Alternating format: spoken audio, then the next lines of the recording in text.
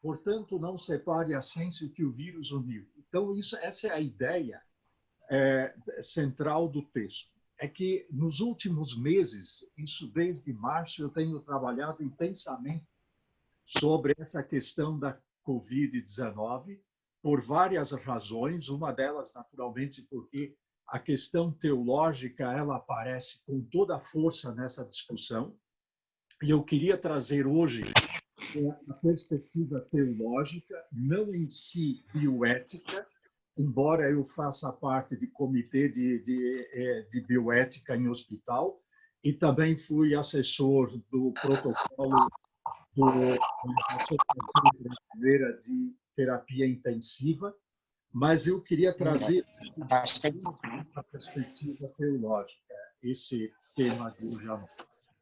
Então, nós, no credo apostólico, nós confessamos, o primeiro artigo, creio em Deus Pai Todo-Poderoso, Criador dos céus e da terra, e logo e em seu Filho unigênito. Isso tem consequências. Eu gostaria de colocar aqui na tela, então, o texto de Colossenses 1, 13 ao 23. Ele nos libertou do império das trevas e nos transportou para o reino do Filho do seu amor, no qual temos a redenção, a remissão dos pecados. Este é a imagem do Deus invisível, o primogênito de toda a criação. Pois nele, ou seja, em Cristo, foram criadas todas as coisas nos céus e sobre a terra, as visíveis e as invisíveis, sejam tronos, sejam soberanias, quer principados, quer potestades, tudo foi criado por meio dele e para ele. Ou seja, o Pai criou por meio do Filho e para o Filho. Ele é antes o Filho, é antes de todas as coisas. E nele tudo subsiste. Ou seja, a presença cósmica de Cristo na criação, no universo. Esse mesmo que está presente cosmicamente no mundo, tudo é mantido por Cristo, a obra específica da criação é o Pai cria por meio do Filho e mantém tudo por meio do Filho, mas a gente pode dizer também que é ele que o Espírito Santo mantém, e o Espírito do Pai e do Filho mantém como Filho todas as coisas da criação. Este mesmo pelo qual a criação é criada e é mantida, ele é a cabeça do corpo da igreja. Ele é o princípio, o primogênito de entre os mortos, para em todas as coisas ter a primazia. Porque aprouve a Deus que nele residisse toda a plenitude, que havendo feito a paz pelo sangue da sua cruz, por meio dele reconciliasse consigo mesmo todas as coisas, quer sobre a terra, quer nos céus. Ou seja, por meio da teologia da cruz, eu vou falar agora isso dentro do contexto luterano, ele é que vai, aquele que mantém a igreja, ele reconcilia consigo também toda a terra, pensando em Romanos 8. E a vós outros também, que outrora eres estranhos, inimigos no entendimento pelas vossas obras malignas, agora, porém, vos reconciliou no corpo da sua carne, mediante a sua morte, para apresentar-vos perante ele santos, inculpáveis e irrepreensíveis. O Deus Pai cria por meio do Deus Filho e na força do Espírito do Deus Pai, ou seja, não Deus Pai como três deuses, mas Deus Pai, Filho e Espírito Santo, que é a palavra e o Espírito por meio da criação e do Espírito. Salmo 33, 9, pois ele falou e tudo se fez, ele ordenou e tudo passou a existir. A obra específica do Pai é a criação. Quem mantém a criação é o Filho e o Espírito Santo. A obra específica do Filho é a redenção. mas é o Filho do Pai que criou todas as coisas. E é o Pai que envia o Filho, que é concebido pelo Espírito Santo. Assim, a criação é a boa criação de Deus, embora criação mortalmente caída por causa do pecado. Pecado, dentro da visão do apóstolo Paulo e depois de Lutero, é uma grandeza existencial e não somente moral. Por ser, não posso não pecar, que é a velha tradição agostiniana. O pecado é o destino do ser humano. Eu não posso não pecar. Isto é, existencialmente, nós vivemos nesta realidade, que é a figura do brete, que o pessoal do Rio Grande do Sul sabe muito bem. Quer dizer que o gado que entra no brete, ele não tem como voltar, né? O final é a morte. É isso que Paulo fala em Romanos 3. A lei tem a função agora, como é que nós vamos viver nesse contexto da criação, onde é a boa criação de Deus, mas há a realidade do pecado. O pecado como grandeza existencial, ou seja, tudo aquilo que nós fizemos está marcado pelo pecado. A lei, ela que tem a função de proteger o ser humano e a criação da força destruidora da maldade humana, que destrói a vida. Por isto, os reformadores, especialmente Lutero, vão falar a função do primeiro uso da lei, que é proteger do mal e proporcionar espaços de vida, para que a vida seja possível. Mas isso não anula o Evangelho. O Evangelho é trazer a reconciliação com Deus e os seres humanos, como nós lemos em Colossenses.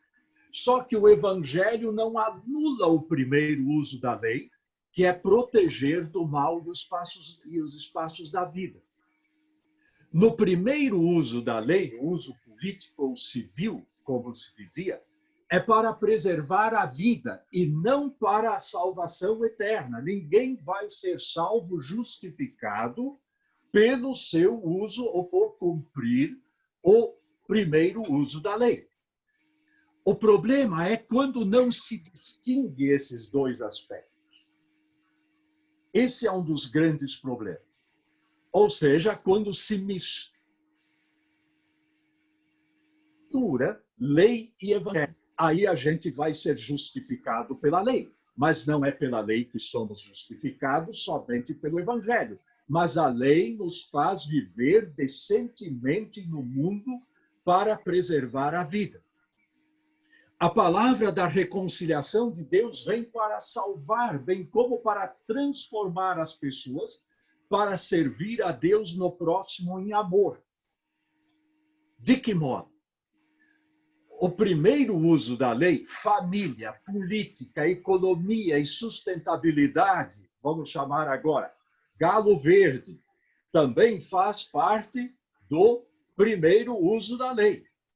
O problema é a separação entre lei e evangelho.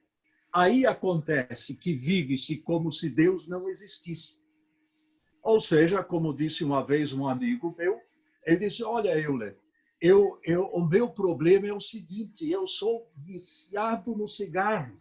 Meu coração pertence a Jesus, mas meu pulmão a Sousa Cruz.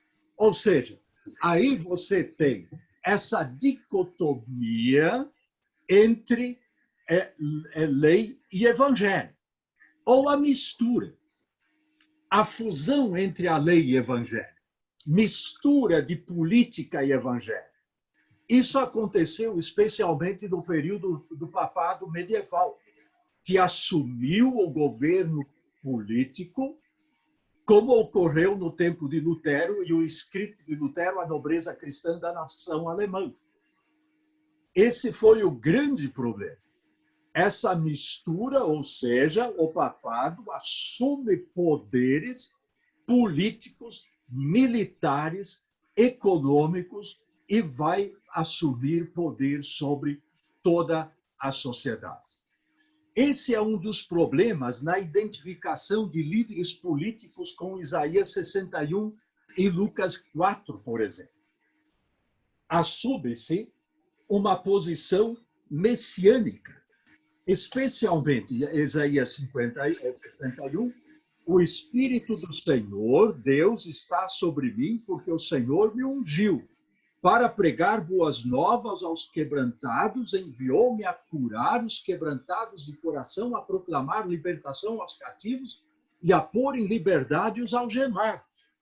Só que isto é uma palavra messiânica, que em Lucas 4 somente possível interpretar para Jesus Cristo como cumprimento desta promessa. Certo? Então, isso é algo bem importante. Ou seja, Isaías 61, 1 ao 3, tá? Tem um erro. Bom, aí o que acontece na prática? Nós temos isso aqui, que dispensa qualquer comentário, não é? Isso está mais próximo ao período quando o Papa ungia o imperador, ou o rei, ou enfim, não é? Ou o poder político. Aqui ele está empoderando um senhor que assume para si Isaías 61 como sendo o libertador. Só que nós temos isso também aqui no culto, antes da prisão do ex-presidente Lula, quando deveria ser um momento político e o culto se transforma nisso, e a frase "eu não sou mais um ser humano, eu sou uma ideia". Ou seja, esse aspecto messiânico, ou a gente poderia dizer, do contexto brasileiro, o sebastianismo no contexto brasileiro. O sebastianismo português, ele possivelmente perpassa todas as áreas da política e da cultura, não só da política, como também esses messianismos. Mesmo no esporte, nós encontramos esses messianismos. Eu lembro de um trabalho muito importante do Drogas, o professor na ESC, na década de 80, o Emílio deve ter conhecido ele, a turma de vocês ainda, onde ele vai fazer uma análise e fazer a comparação entre os rituais messiânicos religiosos no futebol, especialmente como encontramos no Brasil, e da torcida, com essas coisas, essas ideias messiânicas. O que acontece? Nós viemos de uma trindade fraturada, eu chamaria isso. Os messianismos que nascem dentro do contexto cristão não conseguem estabelecer as corretas distinções e relações entre lei e evangelho. O âmbito da política está no âmbito da lei e não pode se transformar em evangelho. Porque, caso contrário, nós teremos, a partir da política, nós vamos criar novos messias. E isto foi fatal ao longo da história da Igreja. Isso desde Constantino, isso é um problema que perpassa toda a história da Igreja, com mais ou menor intensidade. Isso também é a visão trinitária equivocada. Nós temos a religião do Pai, que é a religião da criação, a religião do Filho, que é a Igreja, e a religião do Espírito Santo, como temos no neopentecostalismo. Como se fossem três deuses distintos e cada um faz a sua obra, só que os discípulos da criação, eles lutam contra a religião do Filho, que dá reconciliação, ou contra a religião do Espírito Santo, e um vai degladiando contra o outro. A grande questão é que nós não somos redimidos pela natureza. pela obediência às leis civis, religiosas, nem mesmo com o cuidado com a natureza, opção pelos pobres, missão, trabalho evangelístico, nada disso. Só que a redenção em Cristo não difama a natureza, mas a ama, e a redenção espera pela redenção junto com os filhos de Deus. Então, há uma solidariedade da queda e uma solidariedade na esperança da redenção entre os filhos de Deus e todos os seres da criação. E isto é importante, não somente os seres humanos, também todos os seres da criação juntamente, sob a perspectiva da criação, são aqueles, nós temos essa irmandade com todos os seres da criação e todos eles gemem para a redenção.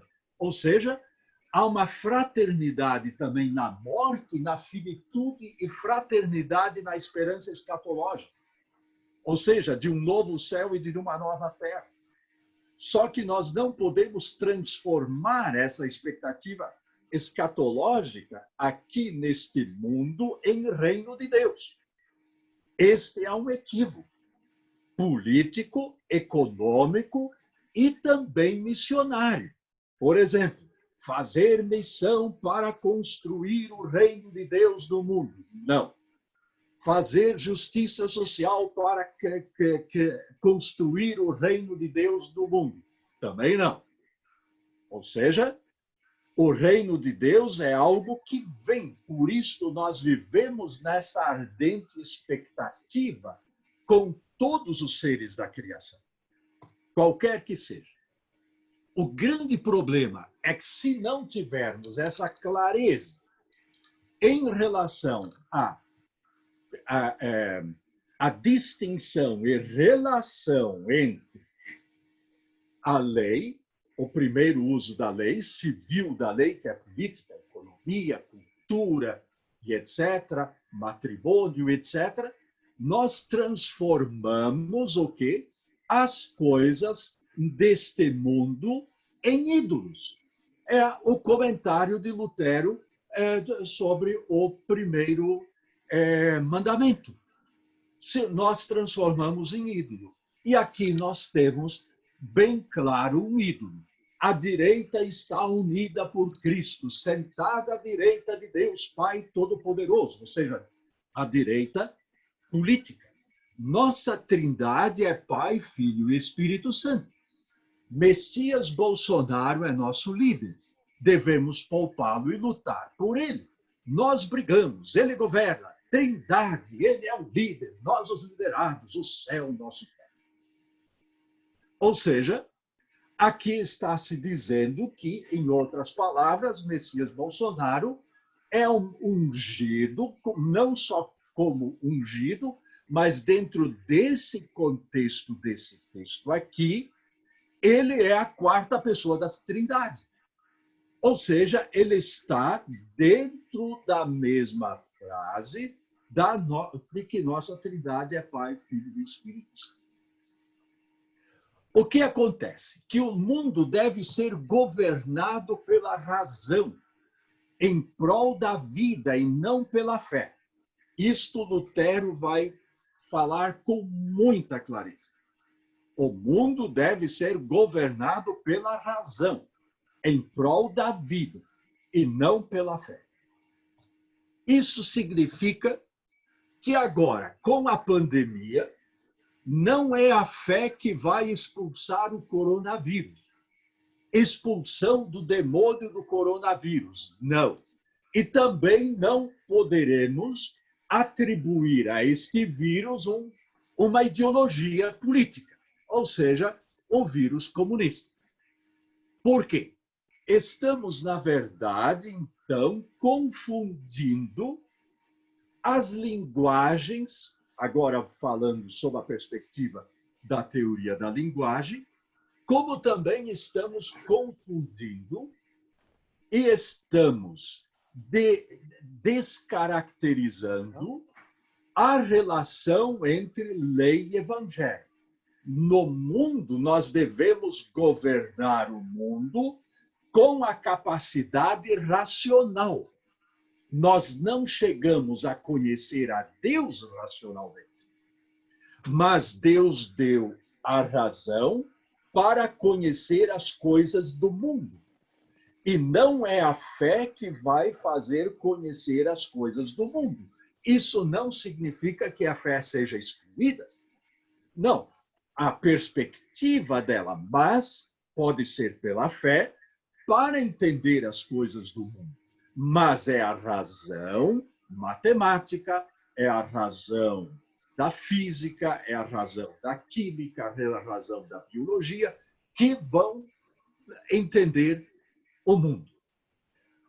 Muito bem, nesse contexto que eu coloco essa nossa abordagem, então, nós experimentamos com muita surpresa que aparece para nós, e isso de fato foi algo inusitado, algo imprevisível, que a morte distante e o SARS-CoV-2, que é o nome do vírus, do novo coronavírus.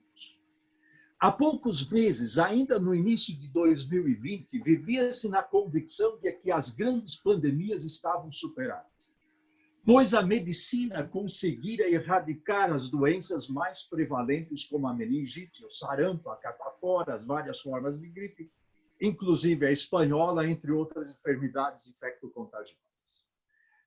Há, inclusive, ainda no final de 2019, 2020, artigos que falam como a medicina, ela conseguiu vencer as grandes epidemias. Segundo Yuval Harari, no seu Homo Deus, o seu livro, tanto a incidência como o impacto das epidemias decresceram dramaticamente nas últimas décadas. Também doenças extremamente letais, como a síndrome respiratória aguda grave, SARS, que apareceu em 2002, a gripe aviária em 2005, gripe suína em 2009, foram vencidas, segundo ele. A invasão súbita e impetuosa do ebola em 2014 foi descrita pela Organização Mundial de Saúde como a mais grave emergência de saúde pública em tempos modernos. Tudo isso nós vencemos. Harari afirma, inclusive, que o desenvolvimento vertiginoso de campos como a engenharia genética, a medicina regenerativa e a nanotecnologia estimulam profecias, diz ele, ainda mais otimistas. Alguns especialistas acreditam que os homens vão vencer a morte por volta de 2012. Outros anunciam que isso acontecerá ainda em 2100.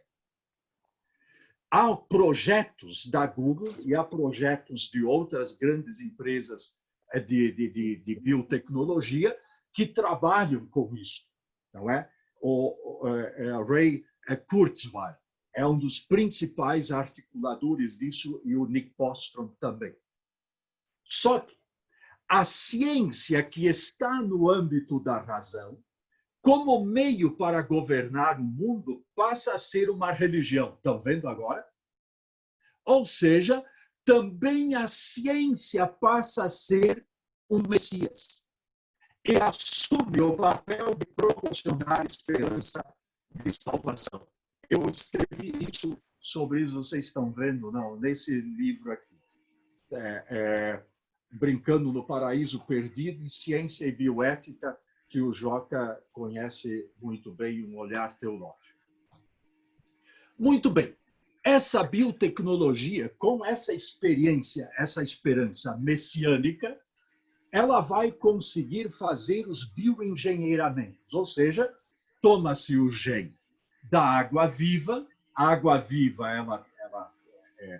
ela é fosforescente, e é colocado no coelho, e aí surge um coelho, ele por gestação normal, ele nasce desse jeito aqui, tá? Ele reluz. Isso se faz com porcos, com gatos, com cachorros, com praticamente todos os animais. Isso está se fazendo por várias razões, principalmente por razões científicas.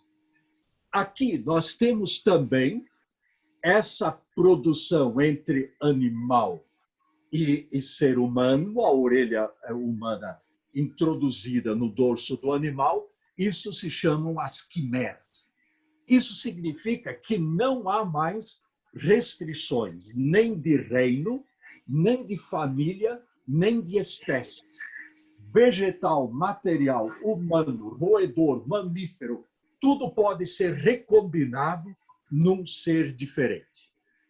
Aqui nós temos coisas extraordinárias também, que é a nanotecnologia, que vai colocar essas próteses dessas pessoas que perderam o braço em acidentes, e eles com a mente conseguem fazer, inclusive, os movimentos finos. Quem não gostaria de ter algo assim se ele passasse por uma experiência traumática dessas? Claro. Só que nós também temos a possibilidade da edição de bebês. O ser humano manipulado geneticamente, que é transformado num ser transhumano. Isso os chineses fizeram agora 2 vezes, conseguiram criar uns gêmeos que são verdadeiras vacinas contra o HIV, e num outro experimento eles interferiram na mente, no cérebro, e conseguiram melhorar significativamente a capacidade de pensamento e de raciocínio desses seres humanos. Como também, ao contrário, que é possível, como aconteceu um casal de mulheres que tiveram uma filha, e esse casal de mulheres surdas vão fazer um ser humano surdo como eles. Isso foi possível e isso está acontecendo, por exemplo, com crianças com cegos, pessoas com deficiência mental, com auditiva, ou com nanismo e etc. Muito bem. A ciência, como diz o Harari, nós vamos chegar à salvação, ou seja, nós vamos chegar à escatologia. A ciência passou a ser vai trazer esperanças escatológicas de vida eterna, de um mundo sem males no futuro. Só que nós temos essa ciência mecânica escatológica, só que durante essas últimas décadas, há advertências para um problema global. A diretora-geral da OMS, ela alertava para a negligência de órgãos de saúde e de governos para a fragilidade da prevenção e do combate às possíveis pandemias. Havia críticas de que o foco na tecnologia da medicina regida por algoritmos, que é isso que eu mostrei para vocês anteriormente, que é a recombinação de elementos matemáticos, estaria subestimando aspectos cruciais de saúde pública e estava, inclusive, dizendo poderemos estar diante de uma nova pandemia. E isto veio acontecer surpreendentemente. Entretanto, estes organismos, eles não se surpreenderam. E muitos biólogos no mundo inteiro não se surpreenderam, e muitos ambientalistas também não se surpreenderam, porque eles já vêm alertando isso há em torno de 20 anos. Agora, de fato, trata-se da maior crise global nos últimos 100 anos, e segundo economistas, a pandemia do SARS-CoV-2 gerou a mais profunda crise econômica no último século. Isso aqui dizem os economistas, e eles, ao mesmo tempo, dizem, isso aqui é uma publicação da Unicamp, em resumo, o aquecimento global, o desmatamento, a destruição dos habitats selvagens, a domesticação e a criação de aves e mamíferos em escala industrial destrói o equilíbrio evolutivo entre as espécies, facilitando as condições para saltos desses vírus de uma espécie a outra, inclusive a nossa. é o grande problema que está acontecendo, por exemplo, o derretimento do permafrost, que é na parte no Círculo Polar Ártico. Ali existem bactérias, vírus, micro-organismos que estão ali já há milhares de anos. O que os cientistas estão percebendo? Que esses, com o degelamento, esses vírus, essas bactérias, micro-organismos, eles estão saindo. E eles estão ressuscitando. Isso significa que se esses migrarem, digamos, para uma grande metrópole, nós podemos imaginar o que eles vão, que tipo de dano eles vão trazer. Só que agora, no Brasil, nós temos o colapso do sistema de saúde. Uma médica diz o seguinte: a gente não precisava fazer essa escolha de Sofia. A escolha de Sofia é a Sofia lá no campo de concentração, tinha 2 filhos, e ela teve que optar em deixar uma ser levada para o crematório e outra ficar com ela. E o militar nazista disse: você tem que decidir. Ela não queria decidir até que ela teve que decidir. E, de fato, uma das crianças foi morta no campo de extermínio. Mas agora estamos vivendo cada vez mais isso. E é muito difícil também, porque não somos treinados para tomar esse tipo de decisão, para priorizar quem tem mais chances de se recuperar, porque é mais jovem ou saudável. A gente aprende que tem que salvar vidas. Muito bem, a grande questão agora, quem merece morrer e quem merece viver? São idosos, obesos, fumantes, pacientes oncológicos, negros, indígenas. Seria vida útil? Quem é inútil, então? O grande problema é que nessa narrativa aqui se assume especialmente o darwinismo social. Só que o grande problema é que o mundo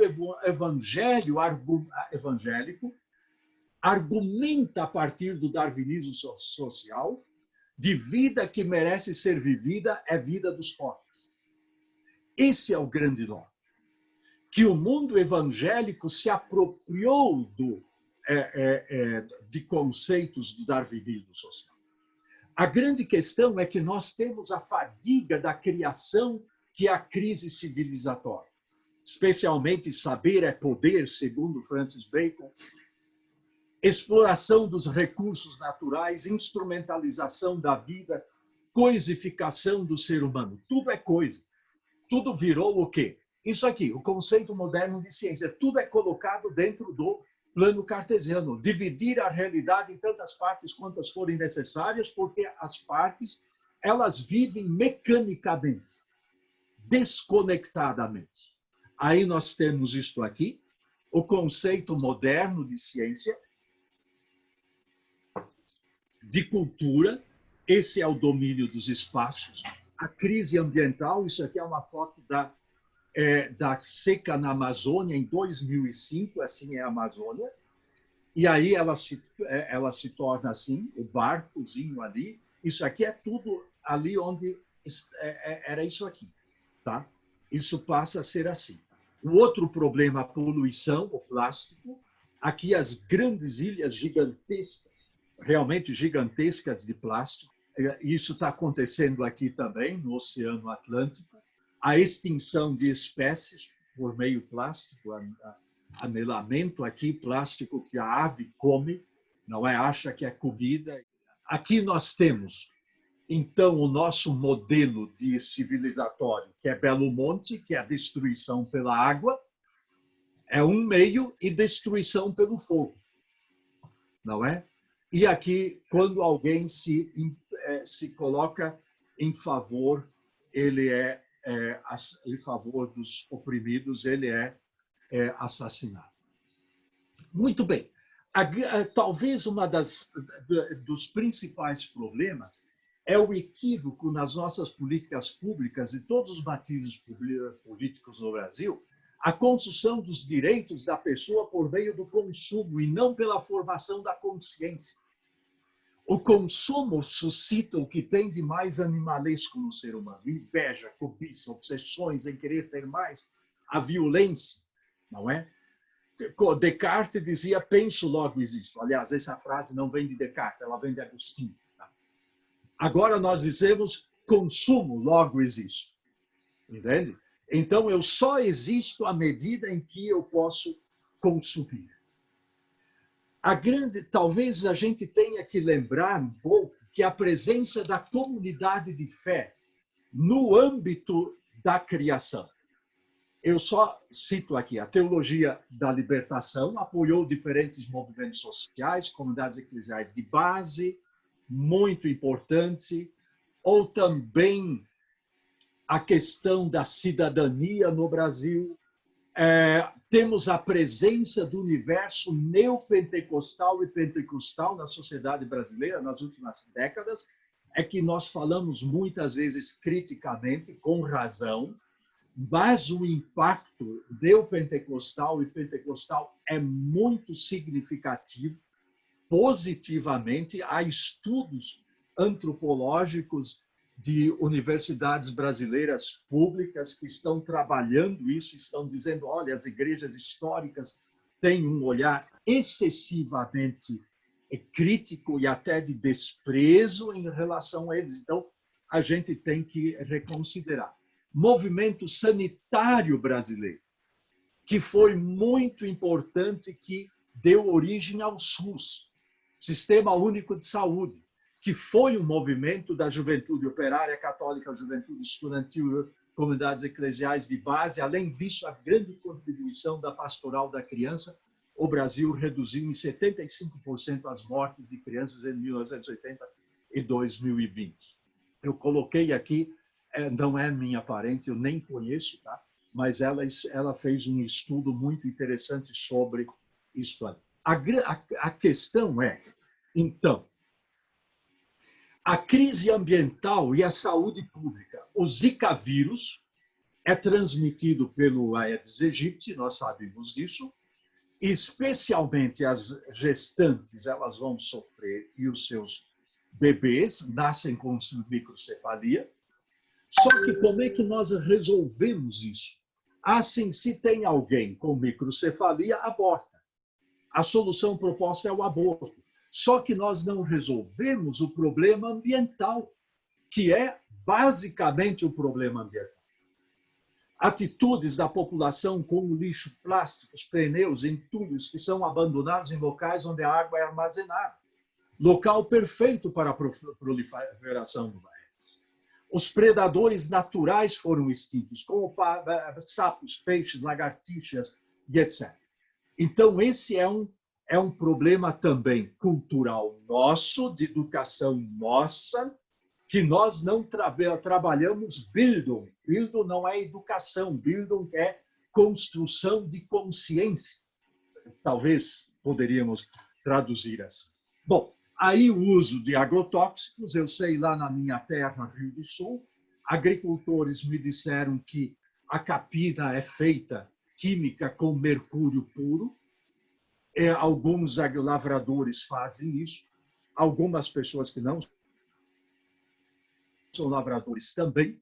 Aí nós podemos ver o agrotóxico no meio ambiente traz problemas gravíssimos, a contaminação. Aí nós temos, então, o resultado de tudo isso. São crianças com microcefalia, que são o quê? São as nossas vítimas. Mas as nossas vítimas, mas só que nós nos tornamos algozes das nossas vítimas.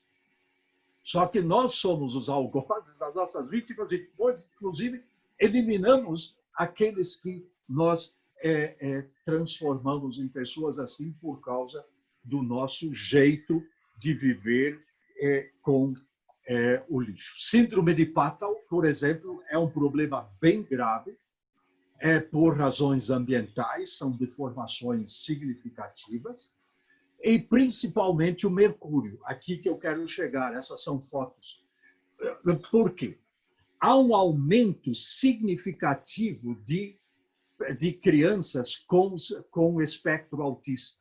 Dizem os neuropediatras. Algum colega meu contou isso, que há alguns anos ele tinha um diagnóstico por semana, hoje ele tem 1,5 por dia.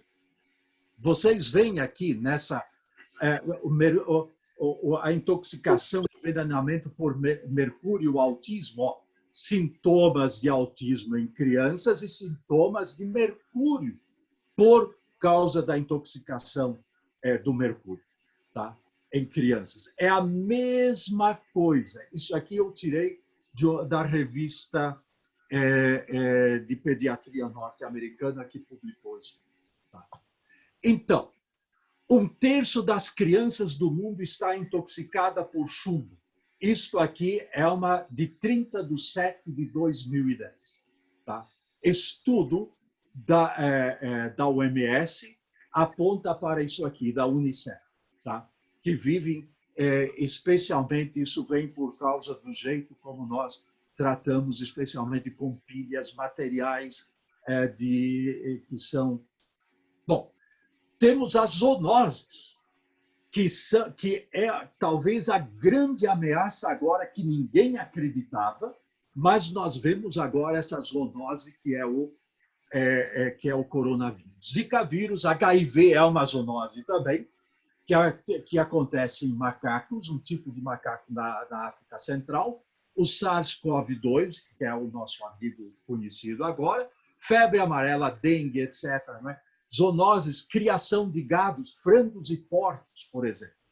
Os medicamentos antimicrobianos, antibióticos, eles são utilizados 70% em animais, de todos os medicamentos produzidos no mundo.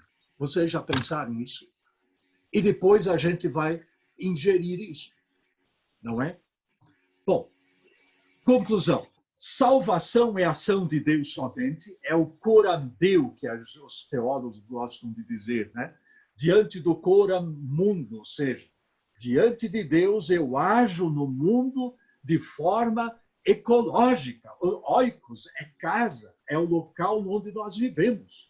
Então, a política para que a vida seja possível no interior da polis. A economia, as questões ambientais, tudo isso tem sentido de preservação de vida, que é o cura mundo, viver diante do mundo. A política é o corretivo para a economia corrupta contra a prática da usura, a agiotagem, especialmente Lutero, não é? Então, eu estou terminando.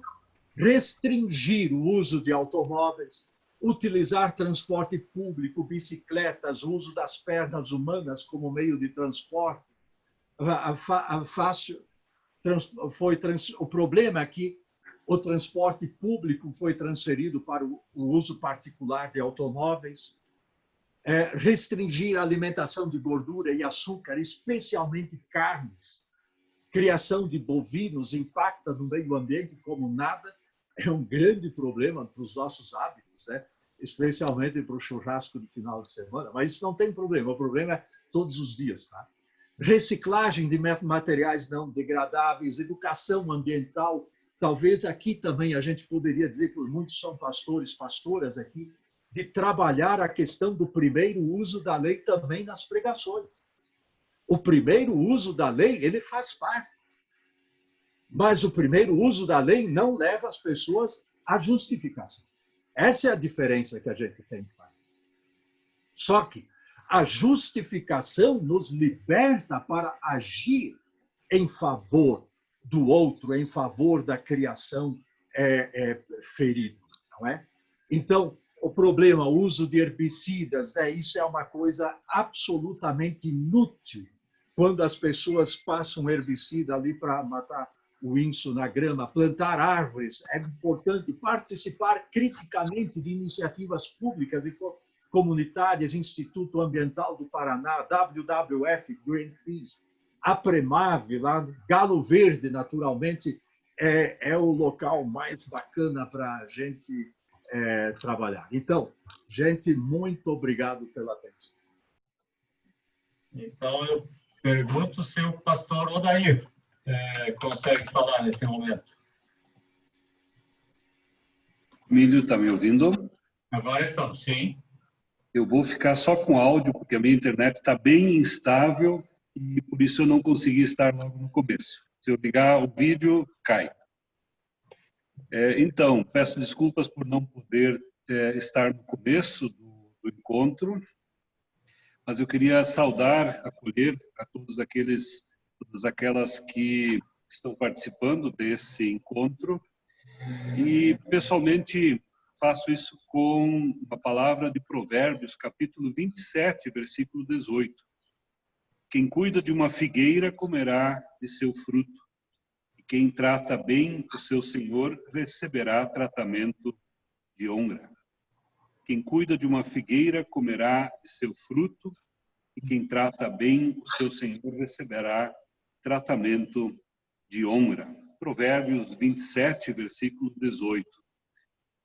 Versículo que fala de cuidado, que é também o tema que está presente nesse encontro, nessa noite, de modo muito especial, naquele que o colega professor Euler trouxe e apresentou. O tema é essencial, o tema é fundamental, e quero crer que essa crise vivida, que na verdade é um grito, um gemido da criação de Deus, possa nos despertar, possa nos fazer acordar para preservar, para ser zeloso, para ser cuidadoso com essa grande criação de Deus, que nos é um belo, um formidável, um bonito e um rico presente. Quem cuida de uma figueira comerá do seu fruto, e quem trata bem o seu senhor receberá tratamento de honra.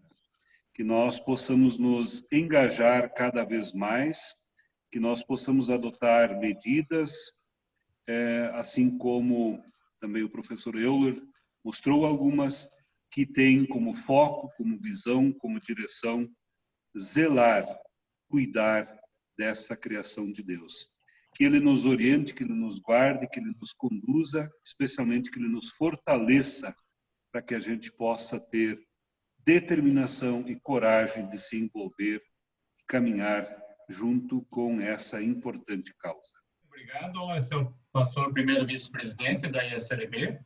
Nós estamos chegando, então, ao final do nosso seminário, mas antes de chegar ao final, nós queremos ouvir o Johannes. Johannes é o coordenador do programa Galo Verde. Então, Johannes, a palavra está com você. Essa palavra seria bem curta. Primeiro, eu quero agradecer o professor Euler. Eu falo Euler porque eu sou alemão, né? Desculpa, pronunciar um pouco diferente. Mas, e também para todos as participantes deste seminário. E também como o nosso tema tem dois lados.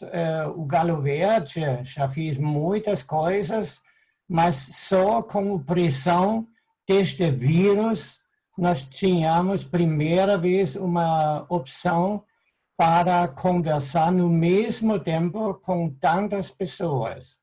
É uma experiência nova para nós. E eu gostaria usar esta pouca palavra para já convidar todo mundo, quem quer, participar em um mês. No dia 8 de setembro, nós vamos fazer um outro tópico, e também uma coisa muito atual. Vocês sabem que nos últimos tempos, especialmente aqui na região sul do Brasil, começando, falamos em São Paulo, até no mínimo Argentina, que temos bastante secas. E para entender isso, temos que saber que na nossa região, 80% da chuva nós recebemos não do Atlântico, nós recebemos do Amazonas. E os cientistas chamam-se rios voadores. E sobre este tema nós queremos conversar próxima vez, porque é claro, quando vamos matar este Amazonas, e uma parte grande, nos últimos 40 anos, já foi matado, tem com certeza consequência para todos nós que estamos vivendo aqui. e vamos conversar. E eu gostaria também uma frase que eu gostaria de colocar no final, que tudo que nós estamos falando, o professor Euler falou do cosmos e a nossa Terra, nós temos um único lugar para viver também, quando tem muitos sonhos que vamos para outros planetas, coisas assim, mas nós temos só esta uma Terra. E nesta uma Terra não existe um fora. A palavra joga fora não existe na Terra. Joga de um lugar para outro lugar da Terra.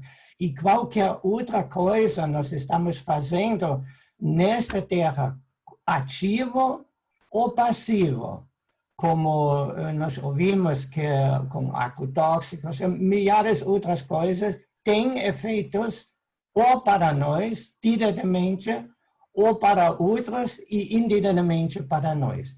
Este é o nosso convite para todo mundo, pensar sobre nós, e especialmente neste contexto da nossa igreja luterana. Muito obrigado e uma boa noite.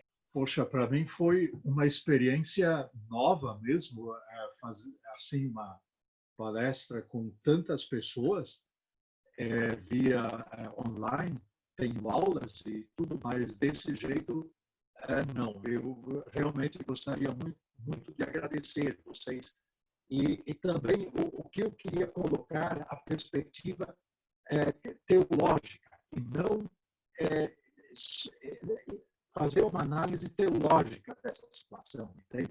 Especialmente a partir da doutrina da Trindade, evocando os textos bíblicos e etc., para a gente perceber que as coisas estão absolutamente interligadas, né? Quer dizer, criação, redenção, santificação é a ação do mesmo Deus, não é? E não de deuses, né? Não é um panteão, só que nós vivemos de fato como se estivéssemos um panteão, muitas vezes, né? Dentro da tradição cristã, né? E essa coisa, e que Deus amou o cosmos de tal maneira, só que nós estamos nessa realidade da criação caída, né? E por isso somos o uso da lei, né? Para colocar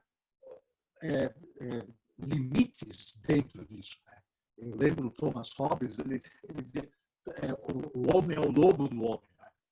Então, e é isso que acontece, esse lobo homo, né?